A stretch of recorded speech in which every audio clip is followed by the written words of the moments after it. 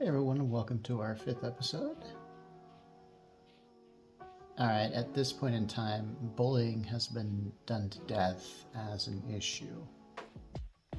I remember my kids would come home from school and basically say, I'm really sick of hearing about stop bullying. I mean, I don't know, I was raised in the 80s and we always used to have, the drugs are bad sort of thing. I take it that's the stop bullying of that generation. Like I said last week, this is going to be a very heavy episode. Since I'm going to be talking about bullying, I'm going to institute one of those trigger warnings that I see on a lot of other YouTube videos. Oftentimes I see a little warning saying skip to this point. However, I suppose I could do that, but if I did that, you might have to skip the entire video. So yeah, before I go further, I'm going to give another disclaimer. I know that some people who are watching this know me, that is, they know me personally. And yes, this is going to be a bullying confession. I'm going to be talking about those that I have bullied and those that have bullied me. My purpose in talking about these bullying experiences that happened to me is not to call anyone out. I'm not here to try and get revenge, anything like that. Therefore, the only name I'm going to use when talking about bullying or being bullied is my own, and it's Mark Rollins. But I'm pretty sure you already know that already. As for those that I've bullied and have bullied me, I'll only use aliases. I really hope I don't accidentally use the real name of the person in question. If I do, I'll catch in the editing process and bleep it out or something. Actually, I never really bleep something out of my videos. I just don't really know how to do that, but it's probably pretty simple. Okay, I also realized that by giving you my name, you could probably very easily track down what happened in this thing. If you did a little investigation, it probably wouldn't be too hard. However, all these things happened when I was a kid, and we were all minors back then. There's really no point in dragging that up, so just don't. Which leads to the question of, why am I bringing this up? Well, if you really want to stop bullying, then you're going to have to really understand it. You're going to need to know how bullying works and what keeps it going. That's why I really need to share my experience on both sides of it. Okay, to start, my first experience of being bullied happened when I was in the 1st grade. Now, back then I was living in an entirely different state, just elsewhere. Yeah, I don't see a need to give the exact location. I will tell you that this was in the late 70s and early 80s, and at the time we walked to school. In fact, I don't even think the elementary school I went to had a bus system. And when I say we, I think I mean just everybody, all the students just walked to school, unless you were picked up by your parents. So that means that every elementary school kid from 1st grade to 6th grade walked to school. And I remember having friends that I would walk to occasionally, but for the most part, I preferred to walk alone. I mentioned in the last episode how I had a pretty active imagination when I was a kid, kind of like Calvin from Calvin and Hobbes. So basically the mile or so that we walked to school was just a really good idea for me, or a really good place for me to just work out things in my head. Yeah, at the time I was just thinking about a lot of cool superhero ideas back then, and I really don't want to get into that. Now, I do say that we walked about a mile to school, but I don't really know if it was that far. It just kind of felt like it. I mean, I remember leaving every day at about 7:30, and I really don't remember what time school started. It could be my memory was faulty at the time, and hey, I mean, we took a lot of shortcuts to get there, and there was ways of making the trip real short. And this is one of those times where we say, we never worried about child molesters or anything like that. I mean, dude, I don't know if Okay, again, I repeat, 1st graders and 6th graders walk together.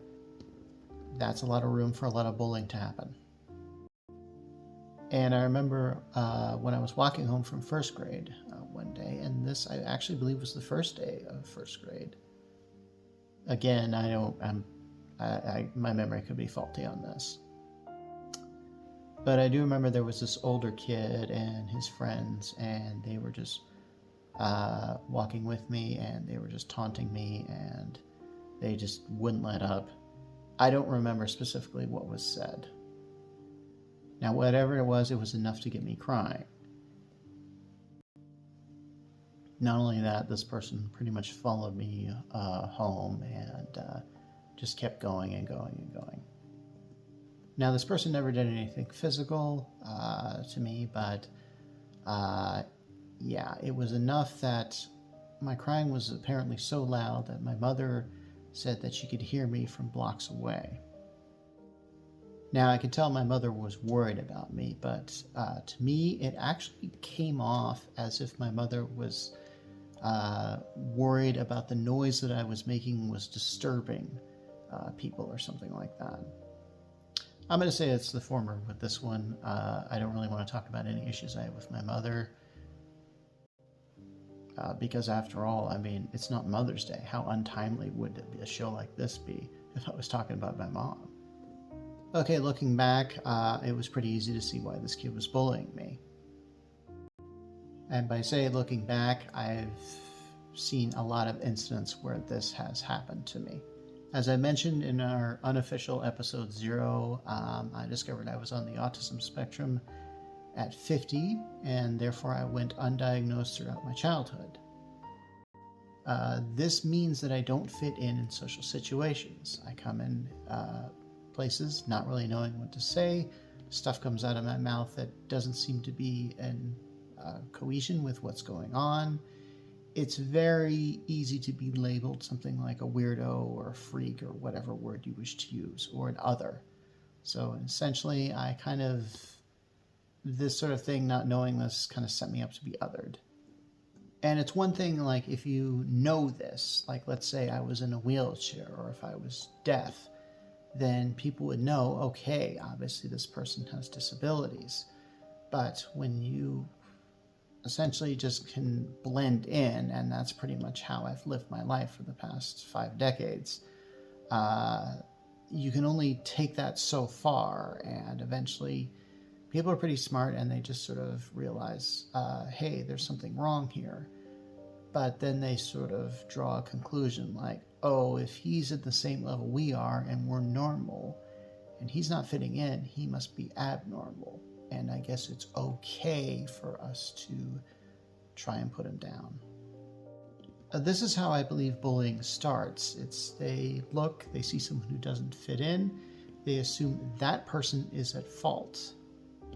Not only that, they believe that they must instill some sort of discipline or chastisement. To them, it's not seen as cruelty. This is how bullying works, and sadly, I speak from experience. We'll get to that, but what I believe is that the reason why bullies do what they do is they believe it is motivated by pure altruism. That is, the bully believes that through chastisement, through discipline, I'm not really sure what word to use. I want to say bullying, but hey, it's essentially kind of like how the military trains in boot camp. They believe that they can make better people through. I think bullies believe that through discipline and chastisement, they can make a person change. They believe that they're the chisel and that you're the stone, and they want to shape you into something. In other words, the bully is upset that you don't fit in and wants to see if through this disciplinary process that you can fit in. Now I'll explain what I mean by that later. Anyway, that incident in first grade, that was pretty much the only incident with that particular person. I don't remember their name, and I don't even recall seeing them again after that. I'm pretty sure they're around, and honestly, I probably just walked a different path to school, or maybe we just never crossed paths. Just steered clear. If I did see him, maybe. I don't. Again, this is first grade, so my memory's a little hazy. And maybe these kids just got bored and realized, like, there's really no point in picking on a first grader. Or maybe my mother found out who they were, talked to their mother, worked something out. Who knows? This is why a lot of people don't tell if they're being bullied. Because not only in a bullying situation do you have somebody who is usurping your control over your own life, when you get other people who know about this, they will immediately intervene. And when they do that, you are dealing with a lot of forces that are beyond your control there. So actually, the rest of first grade I remember pretty fondly. Not really any bullying incidents. It was actually in the second grade when there was this kid named Vincent who would constantly victimize me. I don't really remember why this kid did this, but bullying is never really founded on a very specific incident. Yeah, making all kinds of promises I'll get as far as what's going to happen here in this video. But I just want to say that bullying happens without any particular reason. That's the worst part.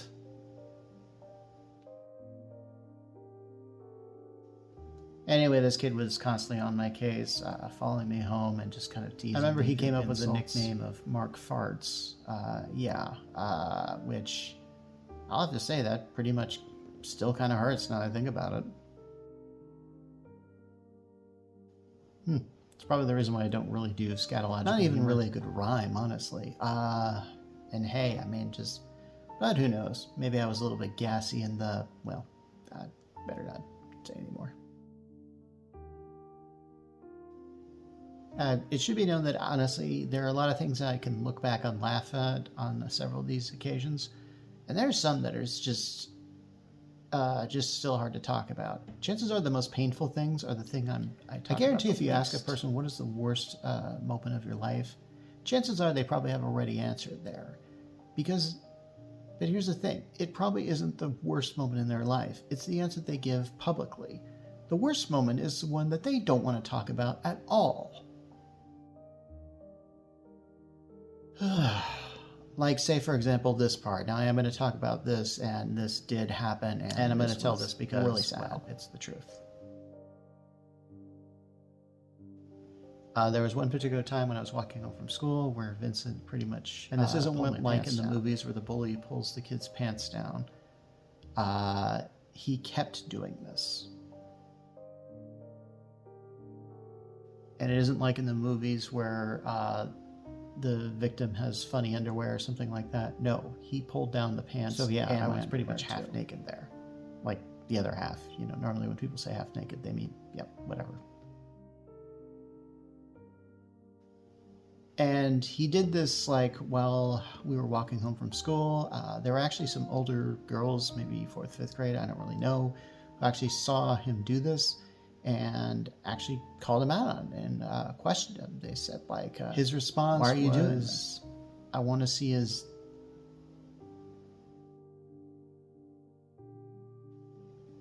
Hopefully now, I'm not going to comment on whatever Vincent was going through at the time. I mean, we were in 2nd grade. Who knows what was going on there. I do want to comment on that while I was walking home and Vincent was doing this, we walked past several houses, many of them that were occupied, and no one got involved. Not only that, with the exception of the 2 girls that actually kind of called him out on it, there were other students on their way home. None of them got involved. Now, I believe that's something called the bystander effect, and that's pretty normal. I sort of have come to expect that. This happens a lot in big cities. What made it bad was I had a friend back then named Morgan, and Morgan and I would often walk home from school together, and oftentimes we would talk about things we both liked, and we'd have a pretty good time. However, if Vincent happened to join us, and if Vincent was teasing me, oftentimes Morgan... I'm not bringing this up to say, to make this Morgan person sound bad. I'm saying this because this is what bullies do. They will often turn friends into enemies. They'll come in and they'll be that type of influence. Anyway, so Vincent was pretty terrible also very good at getting a crowd against me. In fact, we were both in Cub Scouts, and Vincent's mother was. What's funny is I remember Vincent's mother being actually very kind, honestly. But Vincent would often find a way to make me look bad. And then there was just odd things, just inconsistencies. One time when I was walking home, Vincent found me, and I went like, oh no. But then here's the thing, he was nice to me the entire way home. He even gave me a piece of gum. It was weird. I mean, I guess his mother talked to him maybe, and he did it. Just, I don't know. There's never really an explanation, because I know for sure he was mean to me after that incident. It wasn't like he did that and then like everything was fine afterwards. Again, this is the worst part of bullying. That. You don't know what's happening behind the scenes, why people are being so inconsistent. It's just crazy.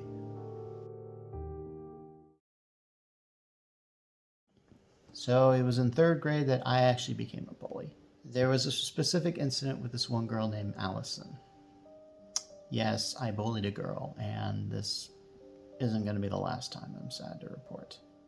Now, Allison and I were on the swim team that met every during the week, like afternoons and evenings. Now, our parents were carpooling together, so every once in a while, right before practice, I'd be taken over to Allison's house, or Allison would come over to my house, and we'd play together until one of our parents drove us to swim practice or whatever. Now, just to say this, and not to, I don't want you to get the wrong impression, but yeah. Okay, so here's the thing. Allison was plus size. Not only that, she tended to cry very easily. She wasn't very popular in 3rd grade, but not that I really cared about that. I don't think I used the word popular until 5th, 6th grade. However, I didn't really like that other boys were calling her my girlfriend. And at the time, I heard about this book by Judy Blume. It was called Blubber. Blubber's about a plus-size girl who gets teased by others. I bring this up because you can see exactly where this is going. Just to let you know, I don't blame the book for my behavior here, because I believe this book is actually very critical about teasing and ridiculing and bullying somebody. Anyway, there was a time where we were lining up for class at the end of recess, and Allison comes up and kind of hugs me. I didn't like that, and I basically said, "Get away from me, Blubber." I don't remember exactly what I said, but I kept doing it, and I called her this name specifically. I made her cry, and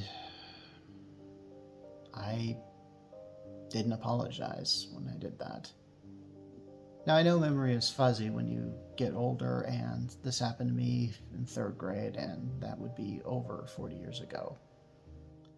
But I don't believe I did ever apologize to her about this. I could be wrong, because I think my mother did hear about this. I'm pretty sure this is the only time I did this, or at least I hope it was the only time, because I don't remember any incident after that. I don't think we switched up our arrangement with the whole swim team thing after this. Who knows? I guess life just went on as it normally did. I honestly don't get it, really. But yeah, if I was disciplined, I don't really remember it. And I really should have been, because these days, I mean, we are trying not to do fat shaming, but I still think that there is something in our society that still kind of accepts it, and we shouldn't. Anyway, Allison, I'm really sorry about what I did, and I really shouldn't have done that. I was basically I must have been scared. I must have thought people were, I don't know. I shouldn't have been ashamed to call you my friend, and that was just a stupid thing to do, and I'm super sorry about that. Whatever weight, doesn't matter. You don't deserve to be shamed for who you are. That's just don't. I don't know if you saw my last video, but it was taken at an angle where I looked really fat.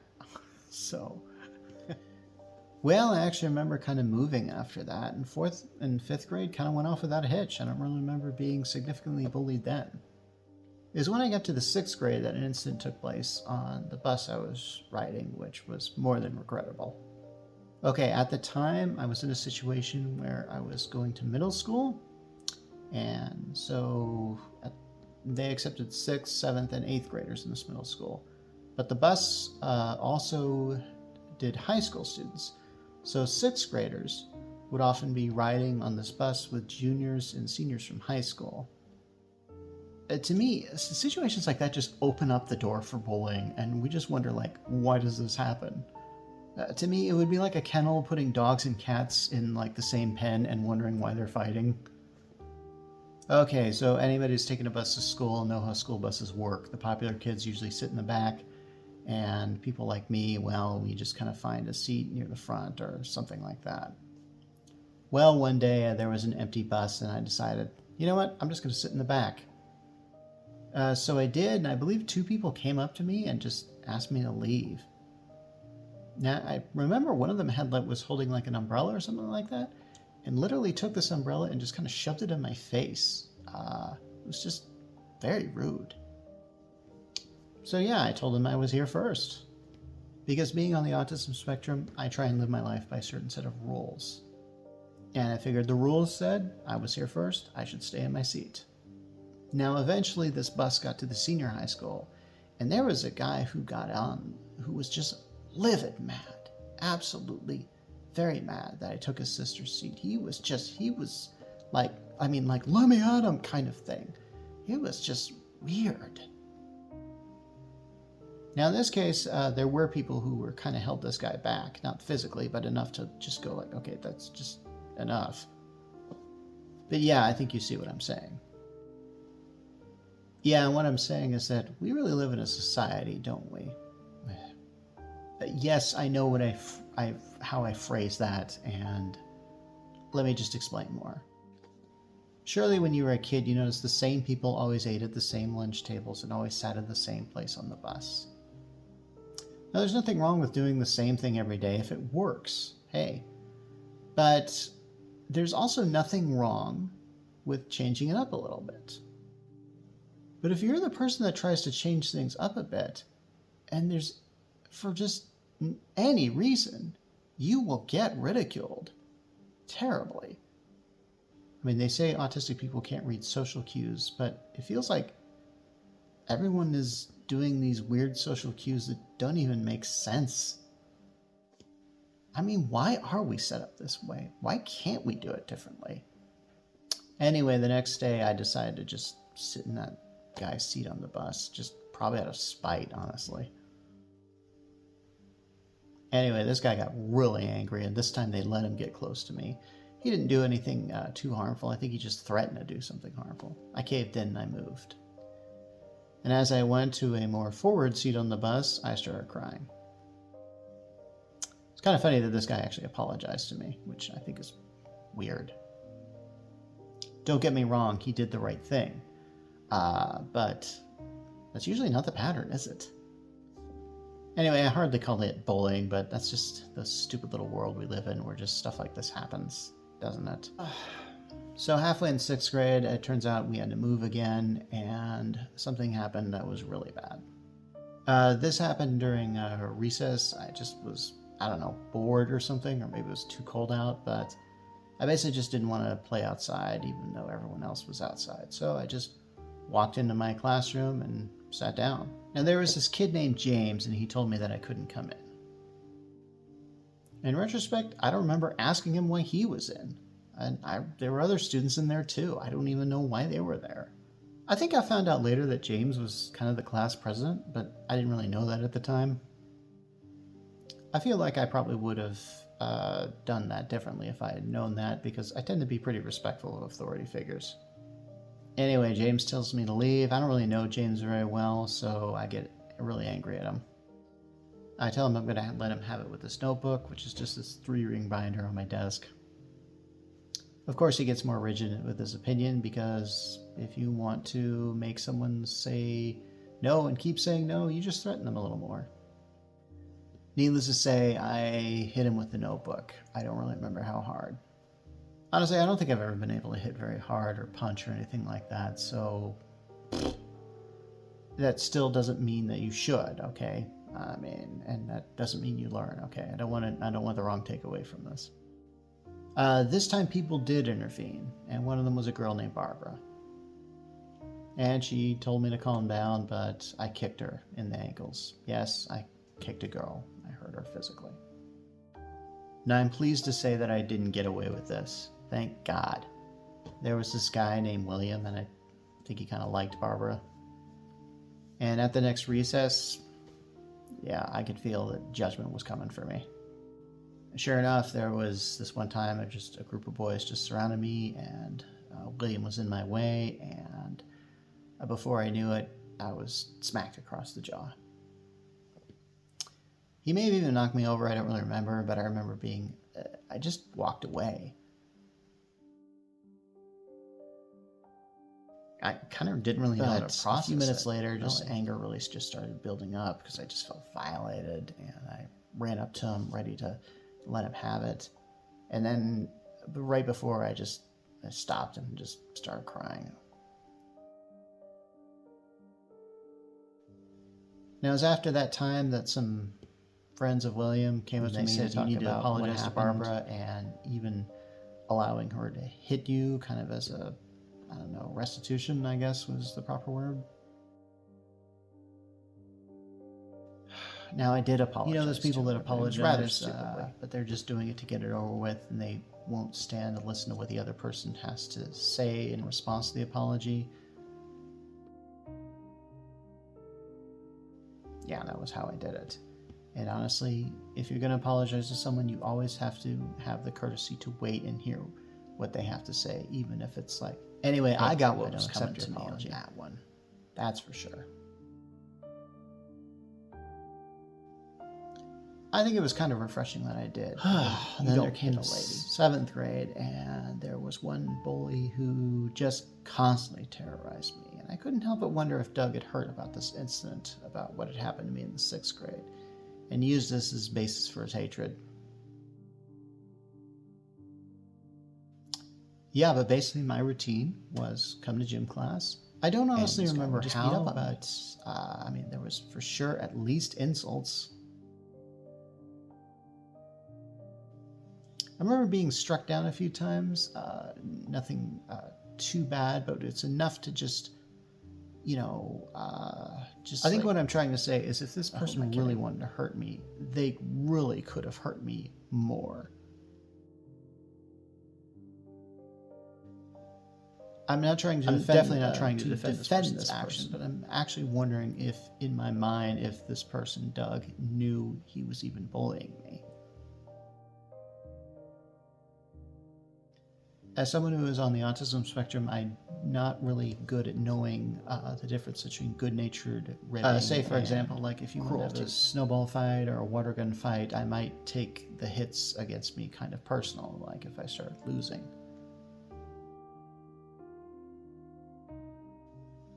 I'll try and go to an example of maybe what Doug was thinking. If you've ever watched the show Cobra Kai, then it shows the story of the Karate Kid, essentially. And there's one episode in which Johnny is trying to describe why he hates Danny so much. And we realize that in Johnny's mind, Danny is always this jerk of a villain. Now, in this case, Johnny has a reason to hate Danny so much. But with Doug, and as I mentioned before, bullies turn everyone against you. And there was a time when Doug wanted my friend Scott to hit me while he held me in headlock. I'd say that was the worst part, but I think the worst part was, I remember after that incident, Scott told me, Mark, why are you always trying to hang out with me? I actually think that Scott really felt bad about what he did, but he didn't know how to process it. And honestly, I don't blame him for doing what he did. just like I said, bullies take your friends and they make them join them. And so on the last day, I think, of school, or a few days before the last day of school, I had had enough of Doug. So we didn't have gym that day, but we were just all hanging out in the lunchroom, and there were a lot of guys just surrounding me. What was strange, though, was the other kids were just cheering me on for me to hit Doug.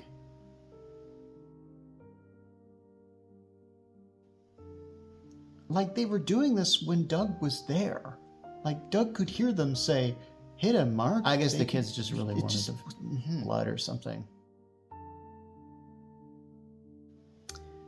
Anyway, it just got to me, and I did hit him.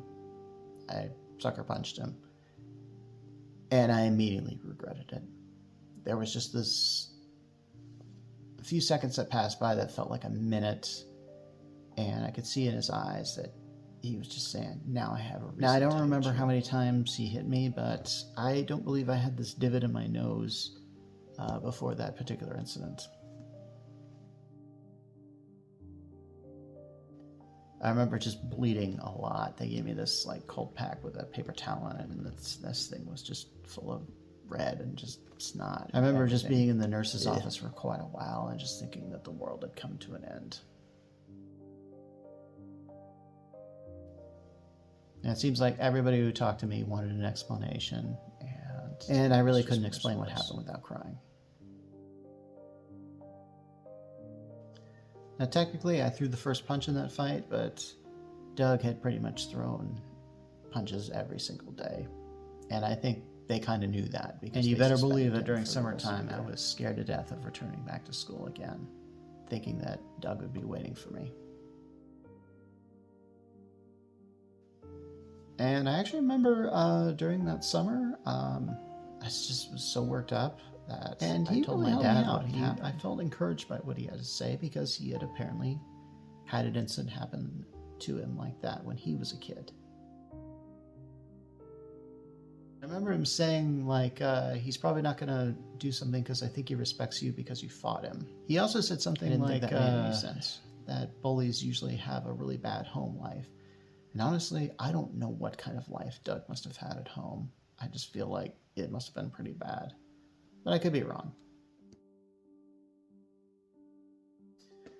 Now, even though this doesn't make much sense to me, but in 8th grade was because we pretty much didn't have any classes together.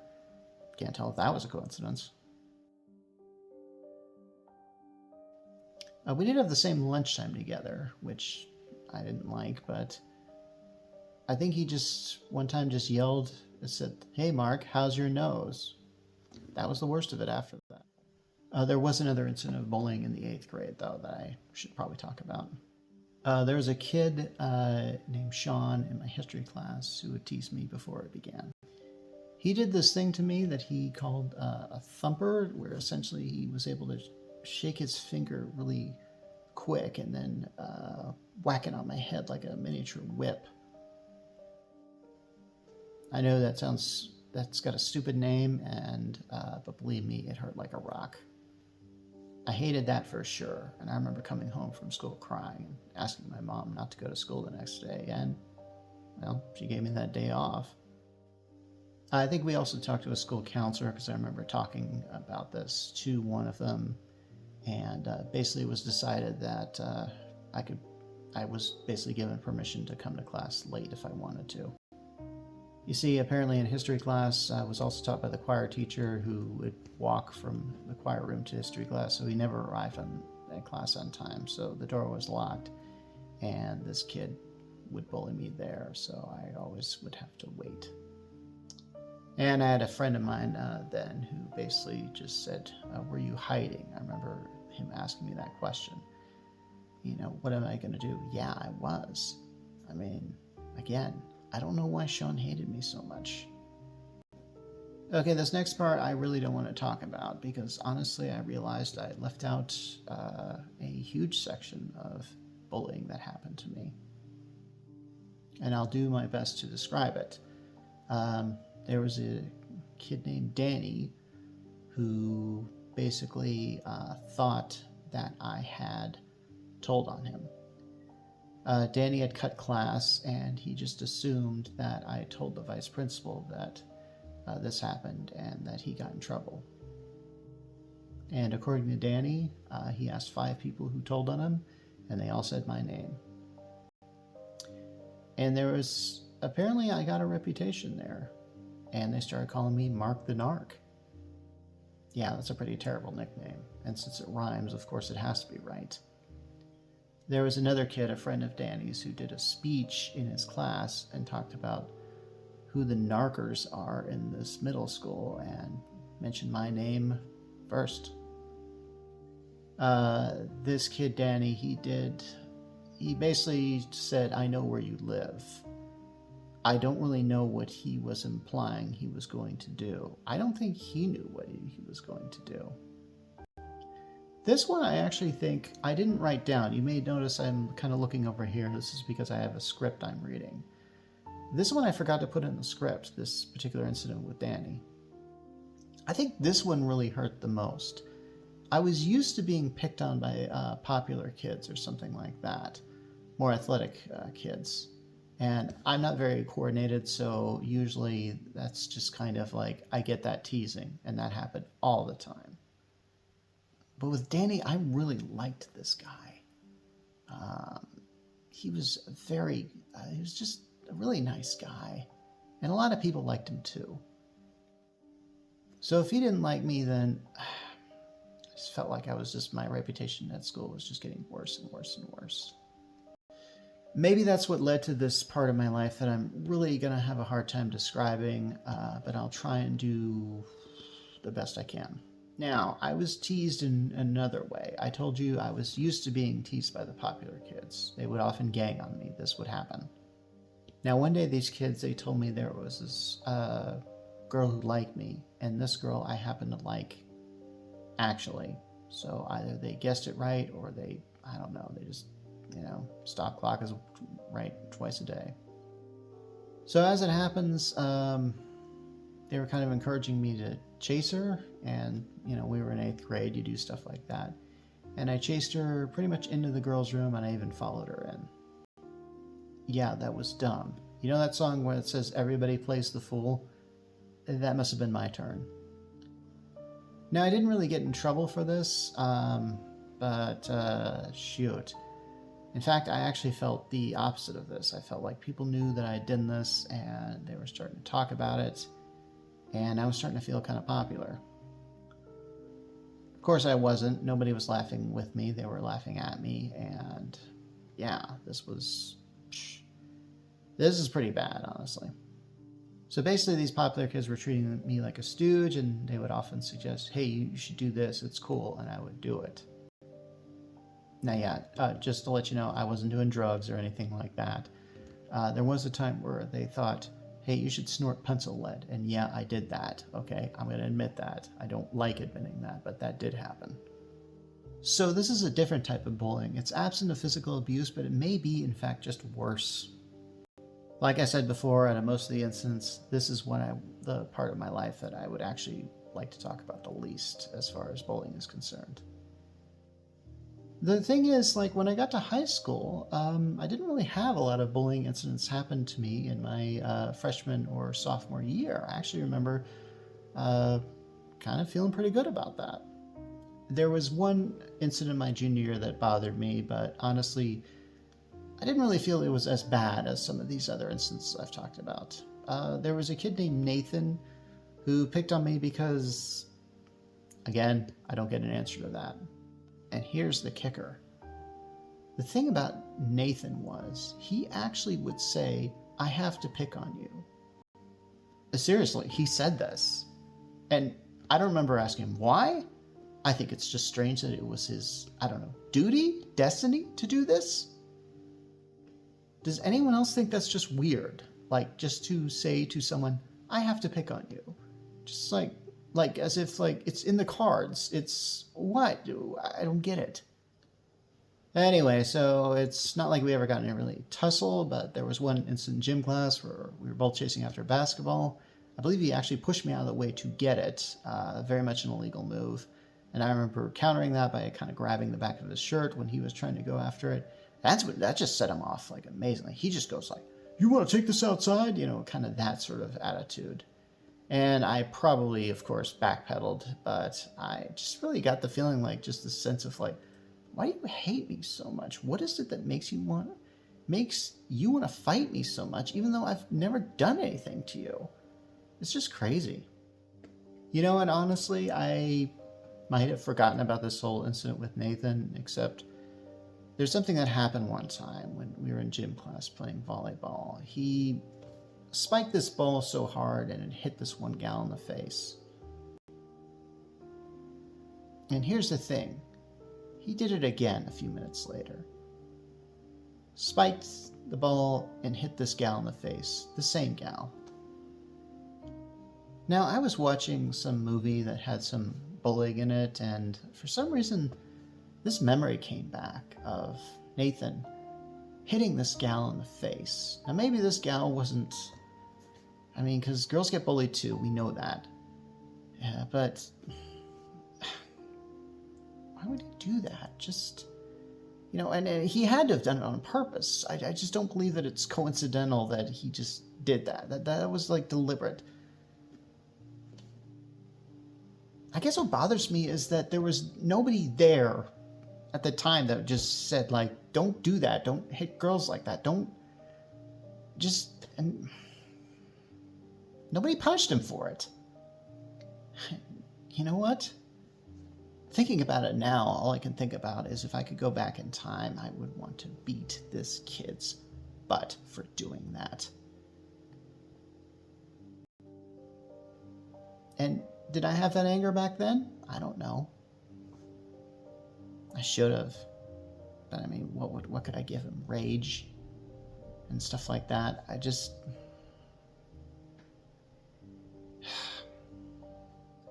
think I've already talked about how bullies don't get the proper punishment. So here's the thing about bullies. It's not like what you see in movies, like when you see with Biff Tannen in Back to the Future. You see the bully as being this complete idiot. But here's the thing. I've learned bullies are actually smart. They know what to say if they get caught. They know how to avoid the system. They know how to do this. And they know oftentimes that they won't get punished if they don't go too far. It's times like this I'm grateful that we live in an age where we're just saying we're not going to take this anymore. From Me Too to Black Lives Matter, I'm just so glad we are standing up and basically saying hey, just because you have power doesn't mean you can just do that and get away with it. I've been hurt by bullies, that's true. But all the bullies I have beaten. And you know how I did it? Simple. I simply stayed alive. I'm sure that there were those who bullied me that probably thought they were doing the right thing and that I didn't belong in their world and they could somehow equate me to garbage and just treat me that way. And some of them did a lot of harm to my body, but they couldn't ever reach here. And what if they could reach my mind? What would they do? Would they be changed somehow to be more like them? No, if a bully could control your mind, chances are they'd probably make you kill yourself. Me, I'm never going to kill myself. No matter how bad it's got, it's never really gotten that bad, I thought. Yeah, suicide's just not an option for me. Perhaps I'm just more frightened that the afterlife is just going to be worse. When you give up, you usually experience some kind of temporary setback. Can you imagine if you had an eternal setback on that? That would totally suck. Also, we all have this self-preservation instinct. To kill yourself, you have to really overcome that. And I just can't choke through that. Just can't. So yeah, during this bullying, I kept going. I think in my heart, as I was being bullied, I knew eventually the class would end, the grade would end, school would end. So I chose to take it and ride it out. But there were some times, I couldn't take it. But I never, ever quit. So to all the bullies out there, the ones I've given false names to, I've got one thing to say. I've won. That's right, I've won. I'm still alive, and I love the life that I have. Now, to all those bullies, I have this to say. I hope you have not lost. I hope you have the same blessings of life that I do. I mentioned there were some kids in 8th grade that were popular kids and would ridicule me, always, of course, behind my back. I happen to know that some of them are dead. I wish this wasn't the case, and I am not laughing or dancing on their graves by any means. If you did bully me and you're still alive, I hope you realize how useless it was. And I hope you are focusing your attention on something useful. And by useful, I mean you're settling down, you're having a family, you have a house you're making into a home. You're trying to make the world better. Isn't this what we're supposed to be doing? Yeah, of course it is. So I tell this story not so you're feeling bad about humanity, but that you be inspired. Yes, I bullied too, because I want to feel better about myself. I've even done it with friends, because it's fun to bring down someone. And I'll even say that if you do it as a group, it brings you closer together. But it just doesn't work. The more you try and bring others down, the more you will go down with them. There just comes a time in your life where you have to say, enough! This isn't working! I'm just going to go the opposite direction just to break the monotony. So that's my story about how I bullied and was bullied. More emphasis on the latter. Honestly, I'm betting that there's probably a lot of people that I mistreated back then who I don't even remember. Maybe that's why I was bullied so much. For those that I did deliberately mistreat, I ask you for your forgiveness. Nothing more I can do. So have I forgiven those who have bullied me? Well, if they showed up on my doorstep, I don't know if I want to let them in. I think I'd have that feeling of betrayal thing going on. And as I've said before, I've had bullies that have turned and then turned again. But whatever bad things a bully has put upon me, I would never want that to be put upon them. In other words, I would not want them to suffer for what they did. I guess that's forgiveness. Okay, so that's my show, and like I said, it was pretty heavy. Kind of surprised me at the end there. I've forgotten a few things there that I added kind of ad-lib, and I don't Anyway, really I don't know what I'm going to do next week. I feel like I really had to get a lot off my chest here, and I put my best foot forward. But yeah, hopefully next week we'll do something. Honestly, I think I had a really good show this time, and I've discovered when you're watching television is a really good episode. Usually the episode after it is not as good, mediocre at best. I actually believe that I'm going to be doing more things like this, more episodes like this on a similar vein. I don't really want to get into that now, but perhaps I could be Yeah, I'm making all kinds of promises for future episodes, aren't I? Anyway, for now, this is Mark Rollins, and I'm signing off.